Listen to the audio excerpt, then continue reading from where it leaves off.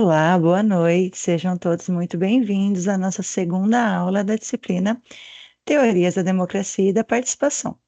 Para quem ainda não me conhece, eu sou a professora mediadora Karina Alves e vou acompanhar vocês nessa disciplina. Antes de eu convidar a professora a se juntar a nós, eu gostaria de passar aqueles recadinhos de sempre. Nesse momento, todas as atividades já estão ali disponíveis no seu estúdio. Então, eu peço, né, que você acesse com antecedência, fique ligado ali no calendário e qualquer dúvida que surgir, é só chamar ali no Fale com o Mediador. Tudo bem? Bom, agora eu gostaria de convidar a professora. Boa noite, professora Verônica, seja bem-vinda.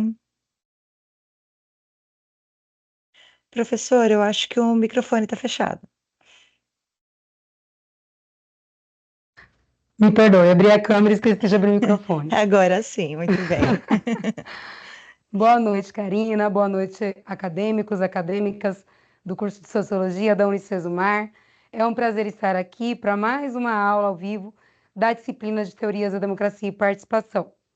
Sejam todos muito bem-vindos, muito bem-vindas para a nossa segunda aula dessa disciplina, né, Karina? E lembrando, né, antes da gente iniciar, apresentar a temática, vou reforçar o aviso da professora Karina, né, para que vocês não deixem para a última hora essas atividades essenciais, como fórum, mapa, façam, gente, no prazo, porque eles contabilizam notas significativas ali para vocês, para fecharem a média da disciplina, né? É de suma importância, então, que vocês se atentem aos prazos, ok? Bom, acho Mesmo, que nós podemos professora. começar. Muito Isso, obrigada. Eu vou eu que deixar você à agradeço. vontade e qualquer coisa é só chamar que eu estou aqui nos bastidores. Obrigada, Karina. Bom, gente, na nossa última aula, nós falamos sobre a esfera pública. Não sei se vocês se recordam, né? Acho que agora travou um pouquinho aqui os slides para mim. Não sei se vocês se recordam, gente, mas quando a gente fala de esfera pública, nós vimos na aula passada a construção histórica da esfera pública. Partimos desde a Grécia Antiga para, né, até a contemporaneidade, certo? Karina, você consegue passar para mim os slides? Não, Não sei se está dando algum... professora, agora não está habilitado. Tá habilitado? Só um minutinho. Ah, agora foi. Tá certo, consegui. Alguns problemas técnicos, mas nada que nos impeça de continuar a nossa aula. Continuando, na última aula nós vimos sobre a questão da esfera pública, né? Vimos a questão histórica, a construção histórica em relação à esfera pública, em momentos que ela ocorreu, que ela se constituiu, que ela se fortaleceu, e em alguns momentos que ela não esteve tão forte, tão estabelecida, né? Mas, enfim, com a construção histórica da esfera pública foi algo que nós analisamos na nossa última aula, né? E para dar continuidade à sequência das nossas temáticas dentro da disciplina de Teorias da Democracia e Participação, hoje especificamente nós vamos falar em relação às teorias democráticas, certo? Mas, né, como na última aula ficou tão corrido que não deu tempo da gente finalizar, nós falamos da Hannah Arendt, falamos da banalização do mal, comentamos o que é a esfera pública na perspectiva de Hannah Arendt, falamos que o Habermas ele se inspirou muito em Hannah Arendt, mas não focamos muito no que é a esfera pública em Habermas. Por isso que, antes de darmos início à questão das teorias democráticas, eu trouxe aqui para vocês o slide para a gente amarrar um pouco melhor a ideia de esfera pública em Habermas, né? Então, o que é a esfera pública para o Habermas, gente? Ele vai dizer que a esfera pública, né, vai se construir, né, ao longo do tempo, né? Ele relata isso. E ele vai dizer que a partir aí da confecção, né, e da invenção da imprensa, nós vamos ter o quê? Uma esfera pública com espaço de debates. E esses debates, eles proporcionam o quê? Críticas, eles trazem críticas, e essas críticas acabam abrindo interesse abrindo espaço para interesses gerais, dizendo, né?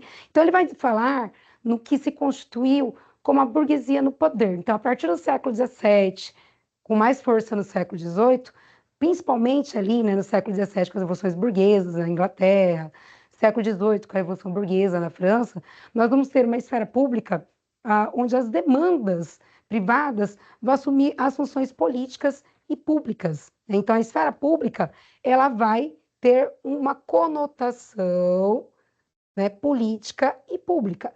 E ela vai se apresentar como espaço de mediação entre os campos das relações privadas e do poder público, né? Ou seja, se a gente for parar para pensar, essa questão de construção da esfera pública que a Bermas está falando, que a partir do surgimento da imprensa, com mais força, com as revoluções burguesas do século XVII e XVIII, nós vamos ter o quê? Uma ampliação dessa esfera pública. Então, a burguesia no poder vai trazer essas demandas da esfera pública, né?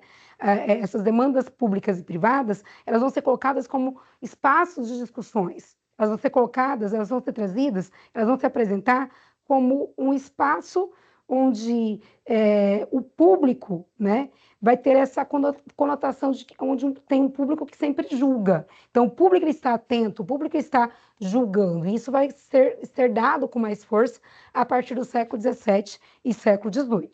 Então, a esfera pública na conotação do Habermas, ela passa a ser o quê? Principalmente a partir do século XVII e XVIII, passa a ser espaço de debates e críticas sobre assuntos de interesses gerais expostos por meio da publicidade, que, ao final, levam ao julgamento, né? Então, ele fala que isso surge no século XVII e XVIII, e isso é muito claro para nós no dia de hoje, né? Hoje em dia, nós temos, inclusive, agências, né, que se prestam ali ao serviço de dizer se algo é fake ou fato, né? Agências de apuração de opiniões, de circulação de notícias, e elas trazem essa ideia por quê? Porque essa conotação de esfera pública, onde há esse debate mais intenso de crítica, acaba levando a esse julgamento, essa exposição, né, esse imediatismo. E quando a gente fala de público, né, na teoria de Habermas, o público ele ganha uma conotação muito maior. A conotação de público para Habermas é de ser um público que sempre julga. E a todo momento a gente vê isso, né? Não é à toa que essas agências de verificação elas ganharam maior poder, né? E a gente vê muito isso, essa influência das notícias, a questão de fake news é muito forte, né? Principalmente em épocas decisivas, como em épocas de eleições. Então, isso é muito forte, né? Então, nós vamos ter, a partir ali do século XVII, XVIII, segundo Habermas, a constituição de novos públicos e espaços de discussão, né? Então, aquele espaço de discussão ele não vai se dar mais ali no parlamento, não vai ocorrer mais nas esferas das macro-instituições, da macropolítica, né? Ele vai ocorrer onde? Principalmente ali no século XVII, XVIII, ali na França do século XVIII, né? Nós vamos ter conversas políticas em cafés, salões, né?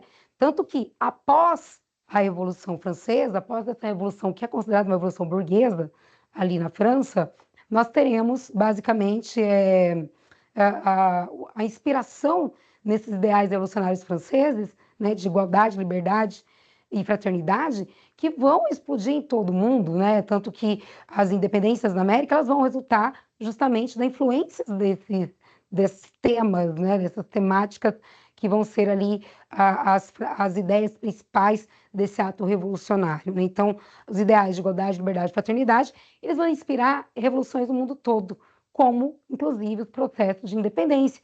E até aqui na América, né, principalmente ali quando a gente fala Brasil, América Portuguesa, né, ou que seria América Espanhola, nós teremos justamente a articulação de processos independentistas nesses espaços, né? Inclusive, nós vamos ter, por exemplo, a independência do México, para vocês terem uma ideia, né? A independência do México, nós teremos encontros literários, na verdade, eram disfarçados de encontros literários, né? Na casa de corregedores, de criollos, que era a elite local da época, né? E a gente vai ter o quê? Essas pessoas articulando o processo de independência às escondidas, né? Com a alcunha de que estariam discutindo livros. Então, estavam disfarçados de encontros literários, mas, na verdade, eles estavam articulando todo um processo de independência. Então, a gente vai ter esses novos públicos e espaços de discussão a partir das revoluções burguesas, né? Principalmente ali a partir do século XVII e XVIII. Dito isso, pessoal, né, ficou essa complementação do Habermas, a esfera pública para Habermas, e a gente tem que sempre pensar, né, que o público na teoria de Habermas é um público que sempre julga, é um público que está sempre atento, né? Então, o Habermas ele vai partir desse pressuposto para dizer que com a burguesia no poder, nós vamos ter uma ampliação, né, desses ideais públicos que vão vir à tona, do que seria a máquina pública, e isso vai ser passível de julgamento. É o que a gente vive hoje. Tudo se torna público quando se fala de política, né? E nós temos julgamentos, nós temos, inclusive, a propagação de muitas fake news, criação de agências para verificar se aquilo é fato ou fake, né? Então, nós temos essa questão que vem justamente que faz parte desse contexto de julgamento, né? Então, encerrando essa questão de esfera pública na ótica do Habermas, a gente vai sim para as metas de aprendizagem, ou seja, o que seria basicamente ali os nossos objetivos da aula de hoje, né? Então, hoje nós vamos trabalhar, nós vamos compreender primeiramente o que é a origem, compreender a origem da democracia, né? E nós vamos analisar as teorias democráticas, né?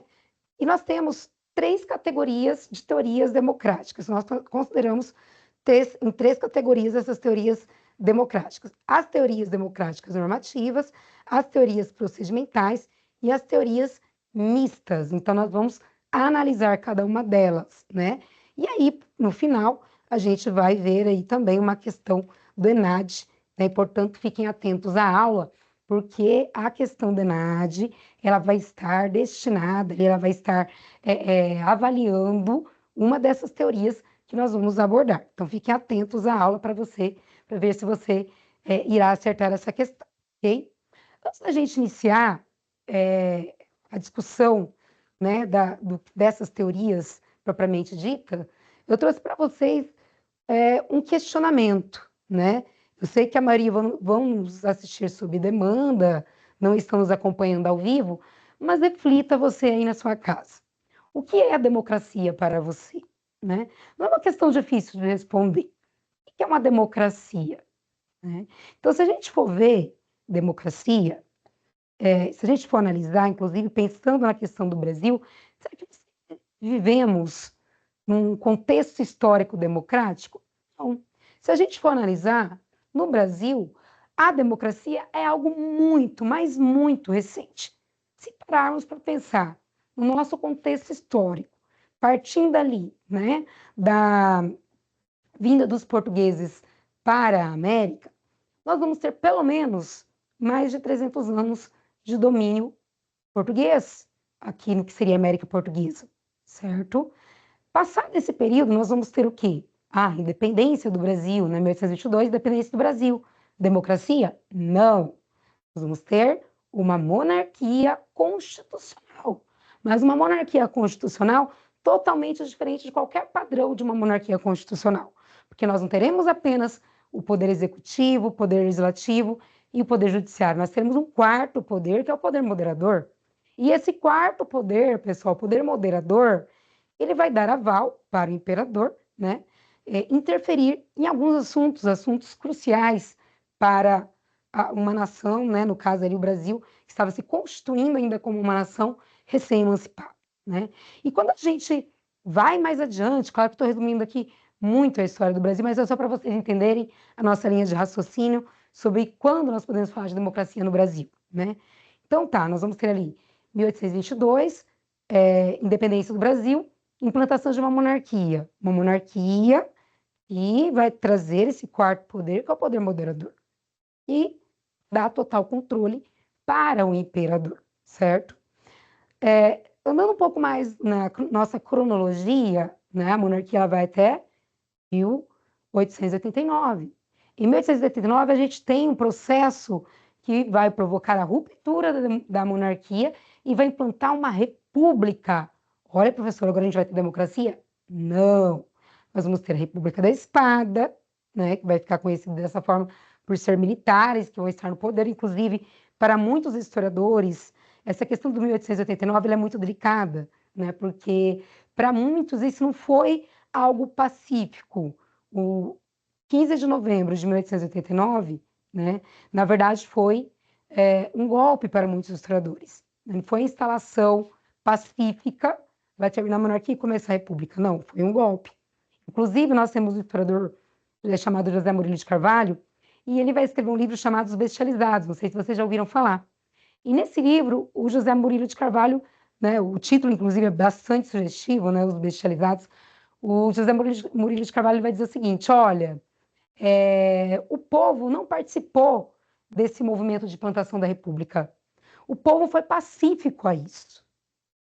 Ou seja, o povo assistiu tudo aquilo bestializado, sem agir, apenas olhando aquilo acontecer, né? Sem reação, sem participação. Então, essa república que vai se implantar, primeiramente a República da Espada, porque vai ser governada por militares, posteriormente a chamada Velha República, ela vai ser uma república com uma participação limitada, muito limitada, né? Por quê? Porque mesmo com a primeira Constituição da República, né, sendo ali publicada na década de 1990, nós vamos ter ali uma participação onde somente homens podiam votar, né? Mendigos, soldados, analfabetos não podiam participar, não eram considerados cidadãos, portanto. Então é muito limitado, certo? Na sequência, a gente vai ter o quê? Né? Essa República Velha ela vai até 1930, vamos ter uma revolução em 1930, certo? E a gente vai ter a implantação da chamada Era Vargas. As mulheres, para vocês terem uma ideia, só foram poder votar a partir de 1932, 1932. Estamos no ano de 2025. Então, pasmem, não tem nem 100 anos que as mulheres votam, que elas podem participar, atuar na política, se candidatarem. Então, isso é algo muito recente, né? Então, se a gente pensar nessa ideia de esfera pública, e quando a gente pensa em esfera pública, a gente tem que pensar que esfera pública é algo bom, é algo onde todos podem participar, onde todos podem criticar, onde todos podem colocar ali suas ideias, né? Apresentar suas ideias, os seus discursos. É a construção de uma opinião pública, é a construção de uma opinião pública influente, que não vai se restringir apenas a um grupo, né? É preciso que todos, e até mesmo os leigos segundo Habermas, tenham o seu espaço de fala, ainda que não queiram falar, né? Ainda que eles deleguem para alguém, ou representem, né? Deleguem para alguém a sua representação, a sua fala, mas que eles possam ter o espaço de fala, né? Então, quando a gente pensa nessa ideia da construção dessa esfera pública no Brasil, é algo muito recente, né? Então, se a gente pensar ali que no contexto da República Velha, a esfera pública ela não vai ser algo onde todos podem falar, ela é muito limitada, ela é muito restrita. Então, a gente pode dizer que se constituiu uma república em âmbito privado, onde somente alguns grupos podiam falar. Nós vamos ter mulheres votando a partir de 1932. Então, tudo isso que eu estou falando para vocês é para a gente pensar, né, no nosso cotidiano, né? Então, nós vamos ter, posteriormente, novas alterações, né? A gente vai ter ali um processo de uma ditadura implantada dentro da Era Vargas, o chamado Estado Novo, né? Quando a gente fala de ditadura, eu estou falando de um regime totalitário, um regime onde não há eleições, e, portanto, essa esfera pública ela vai se fechar ainda mais. Ela se abriu para que mulheres votassem em 1932, mas ela se fecha na medida em que nós não temos a participação de todos, né? Ali, a partir da implantação da ditadura do Estado Novo, em 1937. Né? Ela abre novamente e ela se fecha com o golpe de 1964. E se a gente pensar em termos de democracia recente, nós vamos ter o processo lento pós-ditadura militar, né? Com eleições ali ocorrendo muito depois do término da ditadura militar no Brasil. Então, se a gente for pensar em democracia no Brasil, é algo muito recente, é algo ali de quase 40 anos. E em termos históricos, 40 anos é algo muito, muito recente, tá? Então, reflitam. O que é democracia para você? Pensem aí na sua casa sobre isso. O que é democracia, tá? Reflitam aí sobre isso. Então, quando eu penso em democracia, eu tenho que ter a ideia de que democracia, ela geralmente é constituída de valores e princípios, né? Então, quais seriam os valores? O valor da igualdade, o valor da justiça, né? O princípio de que todos podem participar, seria nesse sentido, né? Um poder, um governo para todos, né? Tanto que a palavra democracia, né? A gente vê aqui, ó, o governo exercido pelo demos. O que é o demos? Povo, que é o conjunto de cidadãos livres, né? Então, a ideia de democracia, nós falamos na aula passada, ela se constituiu primeiramente na cidade de Atenas, uma cidade-estado da Grécia Antiga, mas a gente viu que a democracia ateniense, apesar de importante, né, porque ela foi a primeira, como é considerada a primeira, ela era um espaço muito restrito, muito limitado. A gente pode dizer que essa ideia de democracia ateniense, ela vem ali, né, ela se inspira, ela está presente nas obras de alguns filósofos, estudiosos da antiguidade, como Heródoto, Tucídides, Platão, Aristóteles, na sua famosa obra chamada Política, ele vai trazer essa ideia de democracia, e a gente vai ter realmente uma democracia que vai se constituir nesses preceitos, né? O preceito da isonomia, que é o respeito à igualdade perante a lei do cidadão, certo? A questão da isegoria, que é o direito de falar, né? O direito de expressar minha opinião, da importância da esfera pública, a participação da esfera pública. A isocracia, que é a participação nas decisões políticas de forma igual. Olhando aqui esses preceitos todos, parece tudo muito lindo, né? Só que eu tenho que lembrar que a democracia ateniense, ela era um espaço de fala restrito. Era um espaço de fala exclusivo para cidadãos atenienses. E todos eram considerados cidadãos em Atenas. Reflitam, né? Quem assistiu a nossa aula passada, quem lê o livro da disciplina, reflita. Todos eram considerados cidadãos em Atenas? Não. Apenas os chamados eupátridas, né? Os metecos, que eram os estrangeiros, os escravos, as mulheres, eles não participavam da política, eles não participavam dessa democracia ateniense. Então, a gente pode dizer que a democracia ateniense ela vai ter um modelo limitado, né? Apesar de ser a primeira, ela vai ser limitado, porque ela não vai dar espaço de fala para todo mundo. Ela vai dar espaço de fala para todos os cidadãos atenienses, mas nem todos eram considerados cidadãos lá em Atenas, lá na Grécia Antiga, no caso aqui na cidade de Atenas. Tá? Onde que os cidadãos atenienses exerciam seu espaço de fala? Eles vão exercer seu espaço de fala na chamada assembleia, né? Que era a eclésia. O que era a assembleia? O que era a eclésia? Era uma reunião ao ar livre, né? A gente vai ter, no caso aqui, a eclésia, uma reunião ao ar livre, o espaço também da ágora, né? Que era aquela praça central onde se fazia uma votação direta.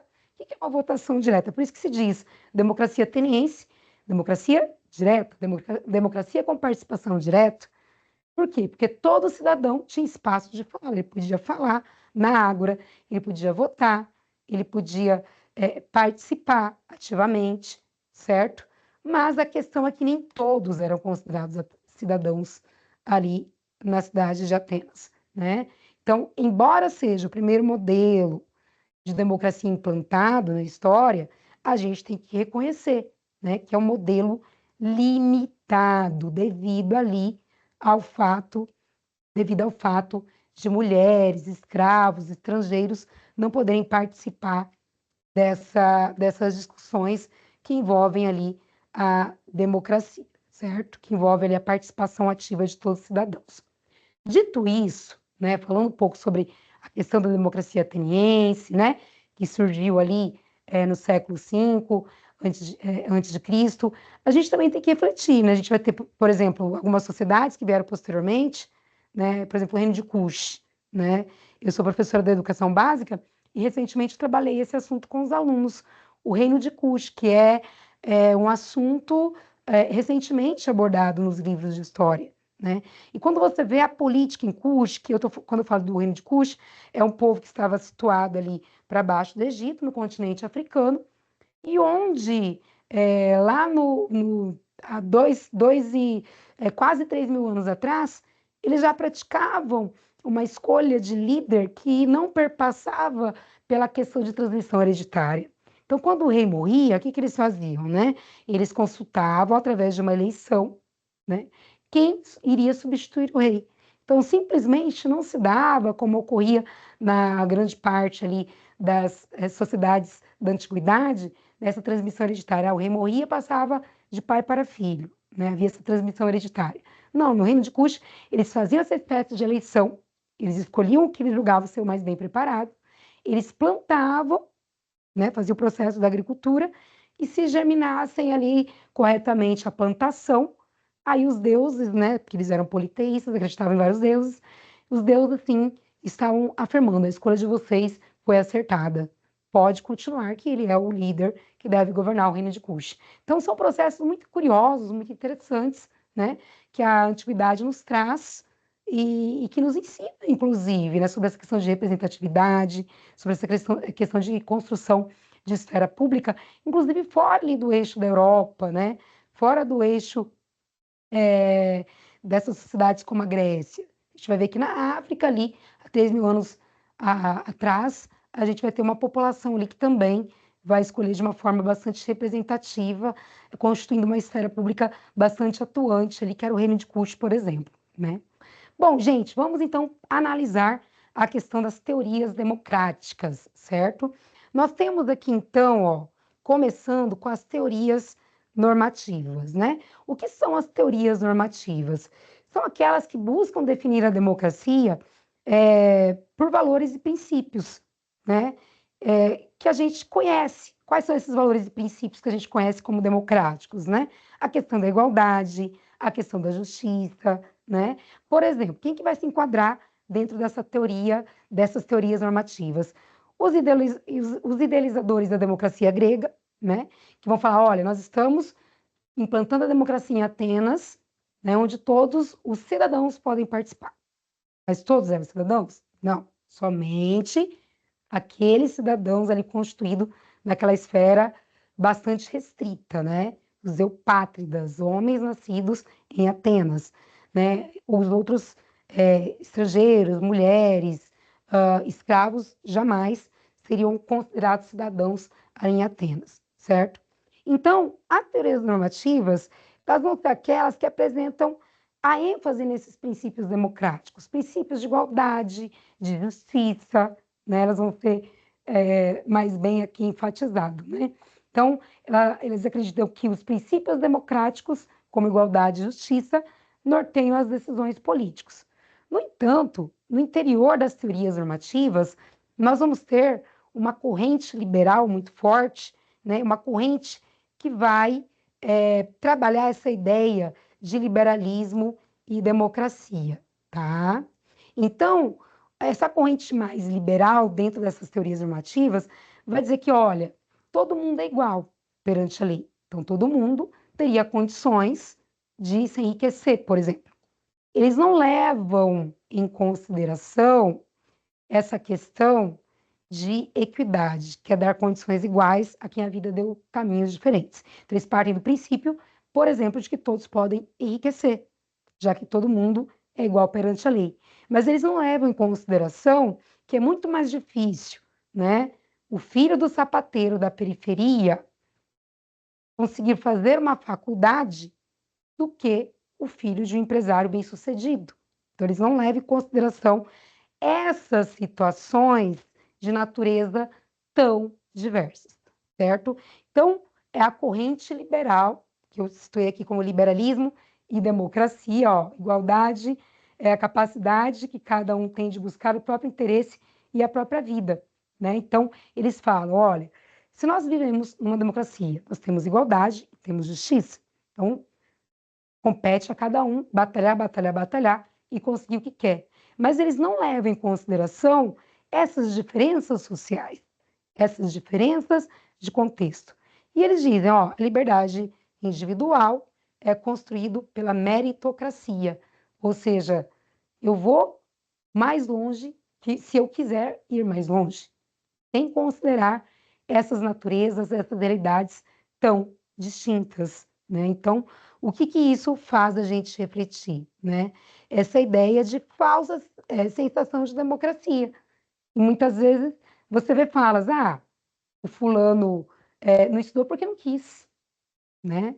Sem considerar que às vezes ele não conseguia terminar os seus estudos, porque ele teve que parar de trabalhar, o pai faleceu, tinha irmãos pequenos em casa para cuidar, a mãe não conseguia sustentar a casa sozinho, ele teve que parar de estudar para poder trabalhar, para ajudar a mãe. Se ele levar em consideração isso, aí depois eles vêm falar, né, estudou porque não quis. Então, essa falsa sensação de democracia, que não considera essas realidades tão distintas, tá? Então, o que que a gente tem que pensar, né? A gente tem que pensar que a democracia, ela é uma igualdade política intrínseca à justiça social, né? O sistema ideal, o sistema que a gente tem que ele, ouvir, ter essa escuta, né? Mas também são práticas sociais, né? Então, muito se fala nessa palavra equidade, né?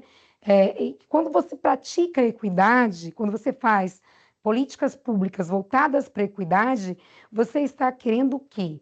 Considerar essas realidades diversas.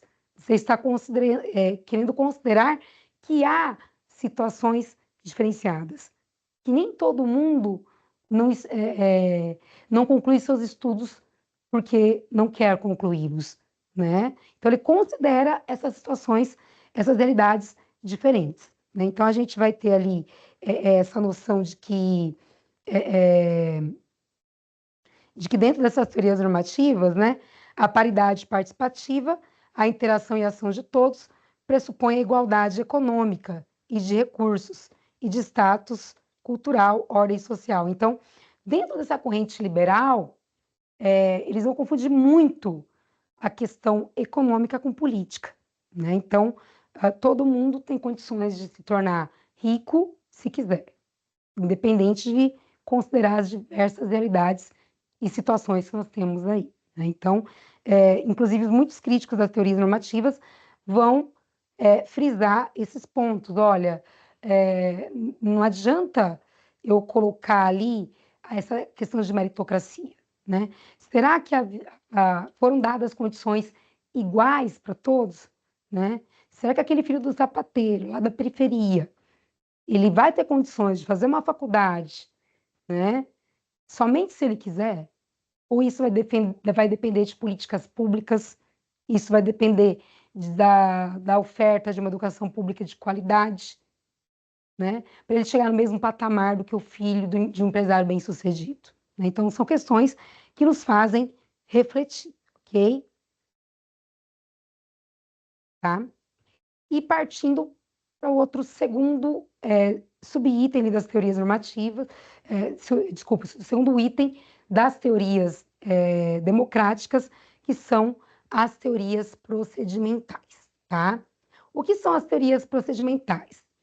A gente tem que enxergar as teorias procedimentais, né? Nós vamos ter vários pensadores que vão se enquadrar dentro desse perfil das teorias procedimentais, mas um deles é Schumpeter, né? Então, o Joseph Schumpeter, no seu livro Capitalismo, Socialismo e Democracia, ele vai ser um dos ícones das teorias procedimentais, né?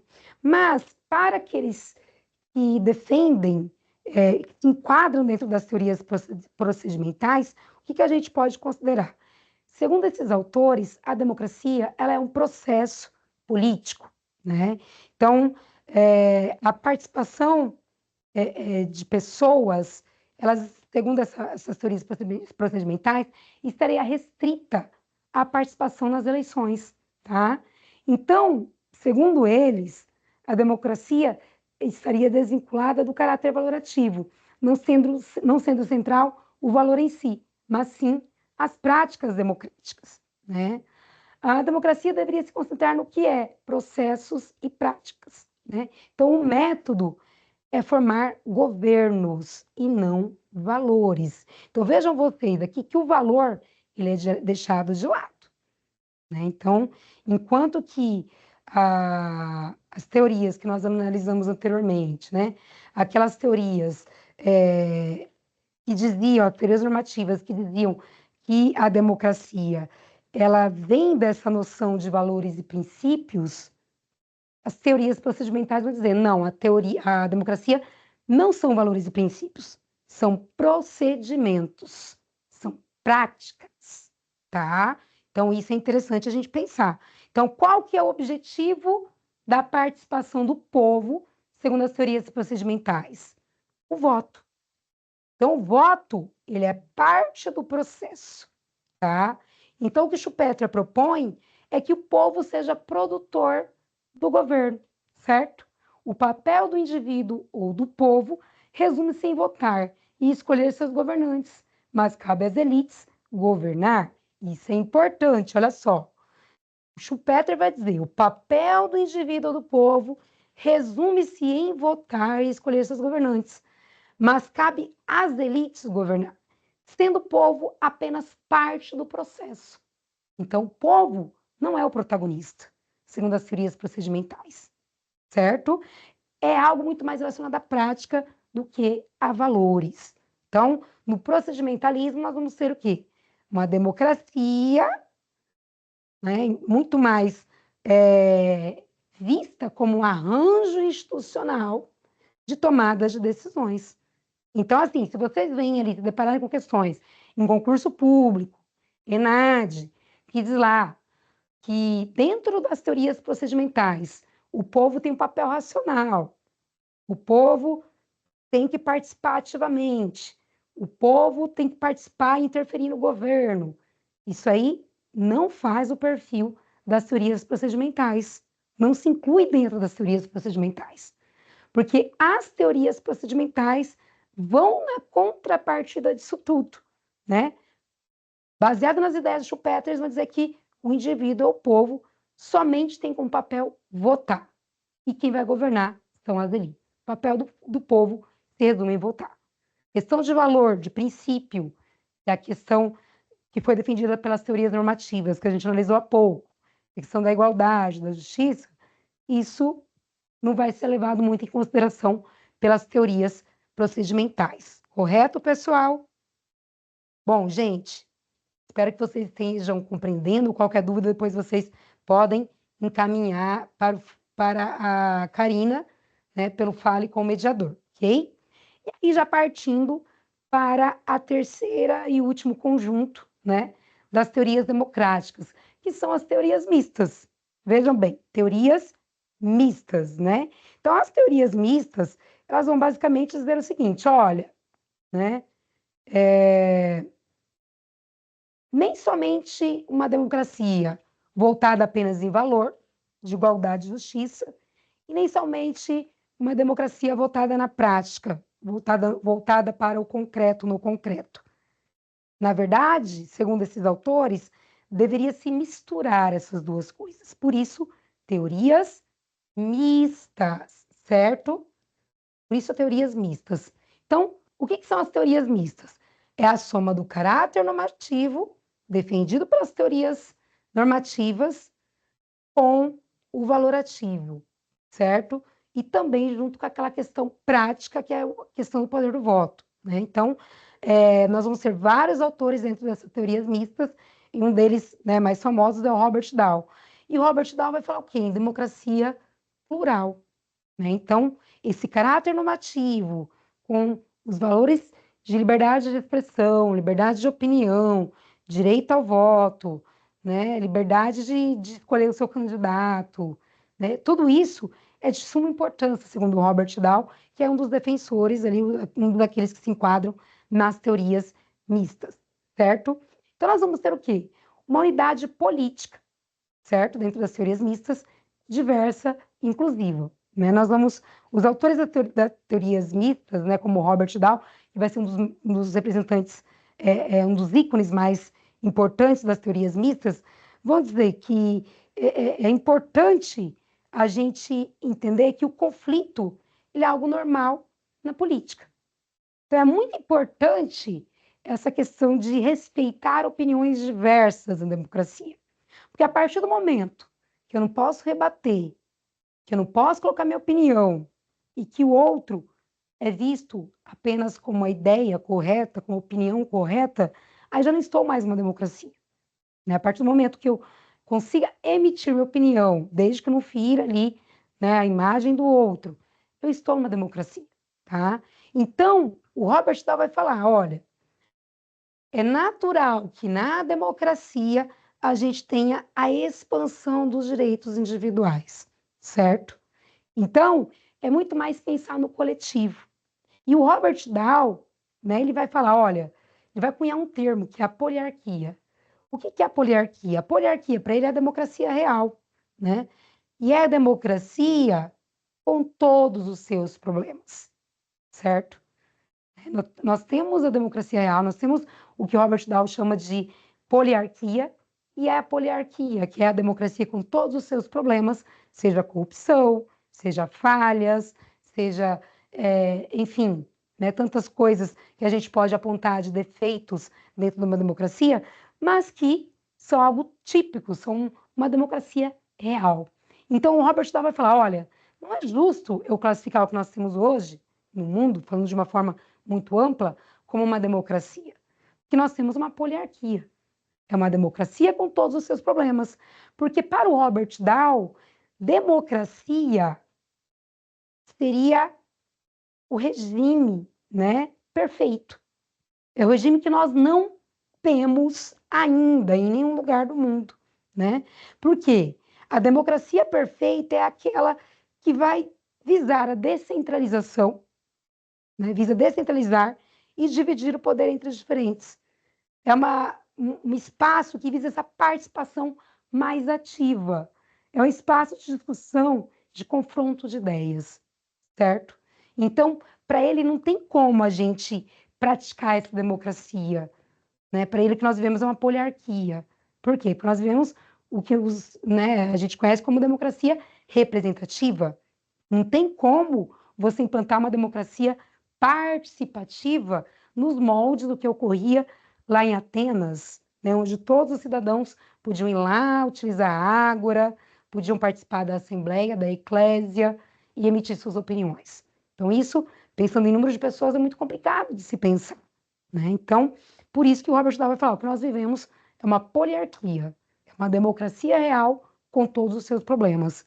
O regime ideal da democracia é esse regime perfeito, onde há participação ativa de todos, onde o que eu penso, eu posso ter a ideia de ir lá falar, né? Eu mesma falar, sem ter um representante. Seria essa a ideia, mas isso é algo muito difícil de ocorrer e ele próprio reconhece essas dificuldades, ok? Bom, gente, e aí eu trouxe aqui para vocês, né, uma fala do Robert Dahl, que é um autor que se enquadra dentro das teorias mistas, que diz o seguinte, olha lá, abre aspas, a democracia tem significados diferentes para povos diferentes, em diferentes tempos e diferentes lugares, certo? Então, é claro que eu não posso pegar o termo democracia, segundo Robert Dahl, e implantá-lo em todos os momentos históricos. A democracia ateniense é diferente da democracia atual. Para o Robert Dahl nem é a democracia, né? Para ele é a poliarquia, porque a democracia seria o regime perfeito. E a poliarquia seria a democracia, entre aspas, com todos os seus problemas, certo? Então, tá aí, fica a dica de leitura para quem quiser saber mais sobre as teorias mitas. Tem esse livro sobre a democracia do Robert Dahl, certo? Fica a dica de leitura aí para vocês, tá certo?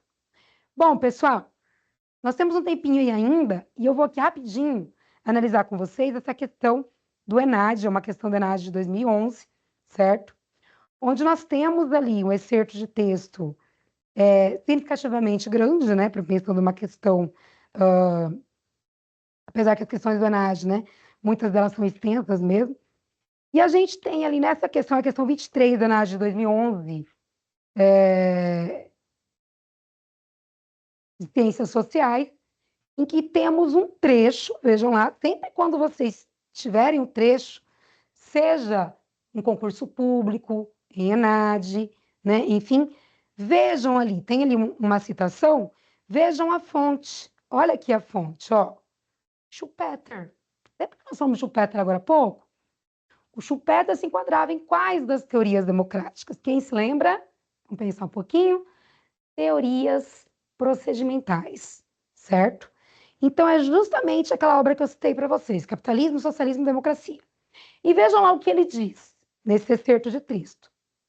O leitor deve recordar que nossas principais dificuldades no estudo da teoria clássica centralizam-se na afirmação de que o povo tem uma opinião definida e racional a respeito de todas as questões e que manifesta essa opinião em uma democracia pela escolha de representantes que se encarregam de sua execução.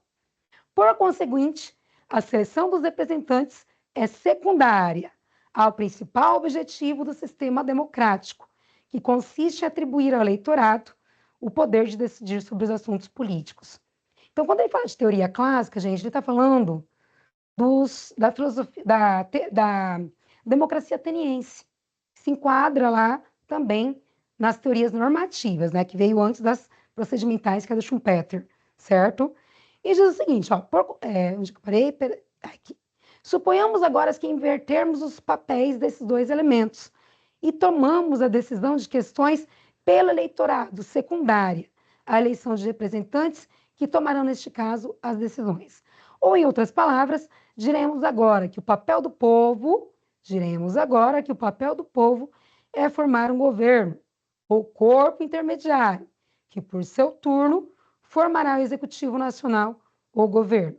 Nossa definição passa, então, a ter o seguinte fraseado: o método democrático é o sistema institucional para a tomada de decisões políticas, na qual o indivíduo adquire o poder de decidir mediante uma luta competitiva pelos votos do eleitor. Então, vejam bem, no final aqui, ó, aqui ele está citando a teoria procedimental, é o que ele pensa. E aqui ele está falando da teoria normativa, que é a clássica, né, que ele cita ali, tá? Procedimental, aqui ele defende, é a do Schumpeter. E diz assim, a parte da questão, né, o que seria o corpo da questão, questiona o seguinte, olha, considerando a concepção de democracia apresentada no texto, conclui-se que a teoria schumpeteriana da democracia procurou resgatar elementos da teoria clássica da democracia que Schumpeter considera ser atual e adequada. Veja bem, ele está criticando a teoria clássica. Está dizendo que a teoria clássica vai dizer que o povo tem uma opinião definida e racional. E ele vai dizer, olha, o povo ele tem que simplesmente formar um governo, só isso. Ele tem que simplesmente formar um corpo intermediário, apenas isso. Porque lembra que nós falamos que Schumpeter dizia, o povo vota e as elites governam, né? Então ele não está resgatando elementos da teoria clássica da democracia, né? Muito pelo contrário, ele está criticando. Então a gente vai desconsiderar essa. Schumpeter elaborou uma concepção substantiva de democracia que se tornou um paradigma em ciência política? Não, ele não vai pensar nessa noção de substantiva. Para ele é muito claro, o povo tem que formar instituições, né? O povo tem que formar um governo. É algo muito prático e não substantivo, e não partindo do eu. O povo tem como missão formar um governo, somente isso. Não é o eu que eu estou falando, é o conjunto, é o coletivo. Então, essa também não é, certo? A vontade do povo, na teoria schumpeteriana da democracia, é secundária com relação à escolha de seus representantes. Será que é isso? Veja bem, para o Schumpeter, o povo tem como missão votar, constituir um governo, um corpo intermediário, um corpo institucional. E as elites iriam governar. O povo não iria participar, né? Essa é a ideia. Então, vamos pensar aqui, essa que dá para a gente pensar, né? O aspecto central da teoria schumpeteriana da democracia é a ideia de que a vontade do povo é atendida por seus representantes. Olha aí, o aspecto central da teoria schumpeteriana da democracia é a ideia de que a vontade do povo é atendida por seus representantes? Não. É bem claro, o povo vota. Quem governa é a elite. Então, a elite vai governar para o povo? Óbvio que não, né? A teoria schumpeteriana evidencia a concepção procedimental. Até aqui está certo, porque ele defende, ele se enquadra dentro das teorias procedimentais, baseada no pressuposto de que o povo tem uma opinião racional a respeito das questões a serem decididas. Para Schumpeter, o povo tem uma opinião racional? Não. Para Schumpeter, o povo tem comissão votar. Não interessa se o povo pensa ou não. Então, para ele, ele não vai dizer que o povo tem uma opinião racional, muito pelo contrário. Aqui no texto está dizendo que a teoria clássica dizia que o povo tinha uma opinião racional. E ele vai contra a teoria clássica. Ele vai contra a teoria normativa, as teorias normativas. Teoria normativa, melhor dizendo. Certo? Então, aqui também não é. E a resposta correta, conforme a gente vai ver, é a letra C. Espero que vocês tenham entendido. Por quê? Porque aqui está bem claro, né? Schumpeter vai dizer que na democracia a opinião do povo, a vontade do povo é secundária, certo? É isso que é importante para vocês entenderem também, tá, pessoal? Bom, espero ter, né, contribuído aí com vocês em relação ao conhecimento das teorias democráticas. Quem for assistir sob demanda, se tiver qualquer dúvida, pode estar enviando suas dúvidas para a Karina, né, Karina? E estamos ali encerrando a nossa aula, né, na qual nós falamos sobre a origem da democracia, o termo democracia, falamos um pouquinho da esfera pública para o Habermas e falamos das teorias democráticas, né, partindo das teorias normativas, das teorias procedimentais e das teorias mistas, tá, gente? É um prazer, então, encerrando aqui, mais uma vez falando, que é um prazer estar lecionando essa disciplina, uma disciplina tão importante, ainda mais nos dias atuais, onde se questiona ainda, onde muitos não sabem sequer o que é uma democracia, né? Onde muitos ainda acham que democracia é colocar o exército ali nas ruas, né? Sendo que limitando então essa atuação do povo, né? É algo bastante interessante pensar as diversas concepções que se tem de democracia nos dias atuais, né? E será que elas correspondem de fato com aquilo que os teóricos clássicos nos trazem sobre o que é uma democracia? Né? Fica aí a questão para vocês refletirem, né, professora Karina? Professora, excelente aula, né? É um tema relevantíssimo, né, para a nossa atualidade. Eu gostaria de deixar de indicação aqui para os alunos, eu estou realizando a leitura de Como Morrem as Democracias. Tem muito a ver com essa aula, né? E é muito bom para a gente refletir ali que antigamente a gente perdia, então, os nossos direitos por uma ruptura, né? E agora já não, agora a gente dá os nossos direitos, de maneira que a gente nem percebe às vezes. Então, eu gostaria de deixar ele de indicação de leitura para os alunos que quiserem se aprofundar mais um pouquinho na temática, né? Gostaria de agradecer a professora, gostaria de convidar os alunos que estão assistindo sob demanda para participar com a gente a semana que vem, né? É um tema muito gostoso e quando eles participam, a gente consegue debater, é ainda melhor, né, professora? Com certeza, pessoal. Fica o convite, então, para vocês participarem da nossa terceira aula ao vivo, né? Vejam bem, já estamos encaminhando do meio para o final da disciplina. Passa muito rápido e essa troca entre professor e aluno é muito enriquecedora, né?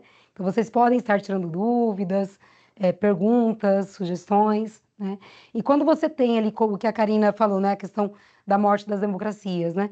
Quando você tem pessoas que não se importam para onde a democracia está indo, você vai ter o quê? A falta ali dessa condição humana que a Hannah Arendt dizia, né? Essa banalização do mal, quando ela falou lá do julgamento do Adolf Eichmann, né? Que era um dos cabeças ali do nazismo, que ele dizia, olha, eu só cumpria ordens. Para ele não interessava se estava matando pessoas, ele estava cumprindo com os seus deveres, né? Então, a partir do momento que eu perco a condição humana, que eu não me importo para onde nós estamos indo, né? Eu acabo me banalizando, né? Acabo abraçando essa questão da banalização do mal. Então, reflitamos, né? O que é democracia nos dias de hoje? Por que nós temos tantas opiniões divergentes sobre o que é democracia? Né? Então, são questões a se pensar, né, professora Karina? Exatamente. São questões para se pensar e é um tema muito atual, né, professora? Muito. Ele sempre volta, ele é bem recorrente. Professora, eu vou agradecer mais uma vez, eu vou encerrar porque a professora tem outra aula agora, né? Novamente, muito obrigada. Tenham todos um excelente, fim de semana. Se tiver dúvida, é só chamar que eu passo para a professora. Tchau, tchau, pessoal. Boa noite. Boa noite, professora Karina. Obrigada pela Boa mediação. noite.